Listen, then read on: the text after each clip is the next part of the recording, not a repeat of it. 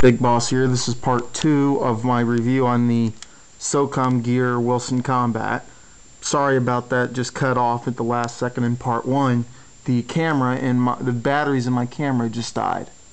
So I'm sorry about that. Now I was talking about this being a SOCOM Gear made by SOCOM Gear, which is actually part, and it's the internals in that are a WE 1911, and the internals in a WE 1911 are the same internals that are in a Marui 1911. Now I just showed you how to field strip the Wilson Combat, and right there is where your slide rides. Right here, that's all metal. This gun is all metal. Now, unlike the Kimber, this is a lot easier to disassemble. Okay, you take your barrel bushing, rotate it the same way on the Kimber. Then take your recoil spring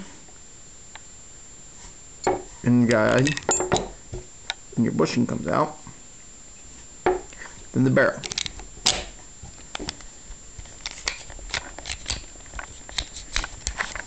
And the barrel, pull it out. Okay. These 1911s are all different. Some you pull out the barrel, pulls out the front. Some, okay. Yeah, goes out, pulls out the front. Sorry, guys. And right there are your 45 ACP markings, and this is your barrel.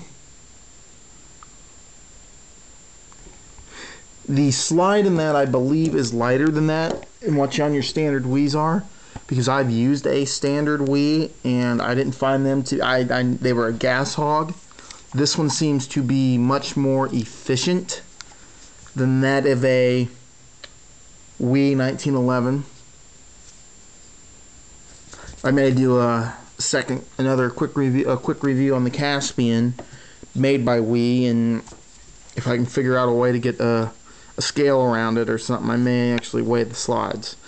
But to me, the slide is lighter because I'm getting more efficient shots with it. Now, to reassemble the weapon, put your barrel in first, slide straight in. You put that in. I can't remember what it's called, I'm sorry. And you take this, put it in the front part of the barrel. Then it locks, like so, like that. Then you put your recoil spring and guide into the bushing, like that. Make sure it sets correct. Sometimes this recoil spring will not want to sit right. Match the gun onto the frame, cock it, and then put it to the smaller hole and drop your pin in. Now, this gun is not nearly as efficient as my Western Arms Kimber, nor is it as accurate, but then again, it's a $150 gun retail compared to a $200 to $225 gun. But it still is a great gun for the money. Right here you have your rail. You can put a tack light on it or a laser if you want, or if you even want to be all noobish and put a foregrip on it, which I've seen some people do that with a Glock 18. Saw some idiot shooting a real one, a real Glock 18 with a foregrip on it, and he ended up shooting himself in the hand because the thing broke. But ideally, yeah, you can mount a foregrip, you can mount a laser, or you can mount a light to it. And here on the side of the trademark says CQB Elite. That's what this is. This is a Wilson Combat CQB Elite. It even says right up in here, trades are Wilson Combat Berryville AR USA, made in Taiwan. This gun is made in Taiwan, not Japan, but it's still a great gun. Someone asked on my Kimber review if the gun didn't believe the gun is all plastic, and I believe that is a legal thing. Like if you get a lot of KSCs from overseas that are designed for the Japanese market, they're all plastic. but then the KWAs, which are made by the same company, they put some metal on them. I believe for the most part, I don't know if it's still that way, but I know at one time, if I remember correct, if I remember that the Japanese law was every gun had to be plastic. But I doubt that's the same way now, because now you have some Maruis out there that are coming in metal. But for the most part, all your Western Arms pistols are still plastic. All your Marui pistols are still plastic. KSCs are hit and miss. I've got some of the Glocks do have a metal slide, but I think it says when you buy them, Taiwan version. I know Japan does have a velocity law. I think that's still the reason why one of the reasons why Marui still shoots 280 out of the box. If anyone knows any more about that, Japanese laws with that, feel free to leave a comment on it. Going to do a shooting test in a minute. I already have a magazine gassed up for it. One thing I do want to check is if it is indeed, like, if it will work, if it will not cycle this way. It's just like a real thing. Good. The slide has not been cocked. Unlike the Kimber, my Western Arms, they didn't do that right. Where I could just flip the hammer and it would fire. With this one, as you can tell, this is a loaded magazine. It does have gas in it. And just to show you,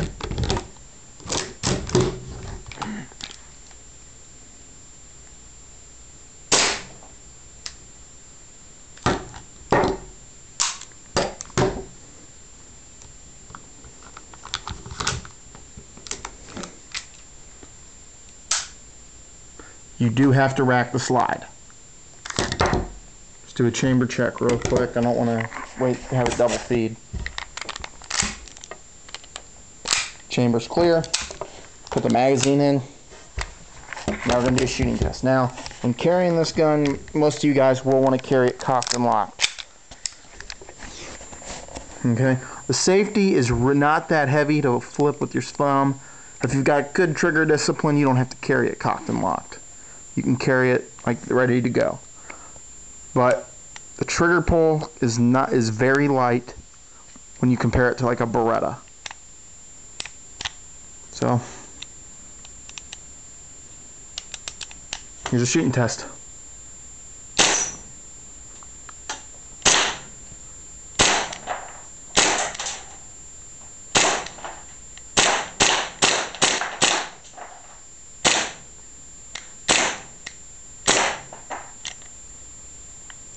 And now the gas I'm using is the Ultra Elite Sapien Arms gas. I do have some of this old stuff, but in the US, because of the shipping laws, it's not DOT approved, so it's not as easy to get. Now, for as far as efficiency goes, I've had better luck with the Sapien than this stuff. This stuff I have seen, it seems to me that it's more efficient. So if you guys are running metal slide guns, since you can't really get this anymore, since you can't get that anymore really, and you still can get this may be by Power Edge or whatever, but it's this style can, the smaller can, this, and you got the Sapien. These two are DOT approved, this style can. This is not. Go with this stuff. It is more efficient.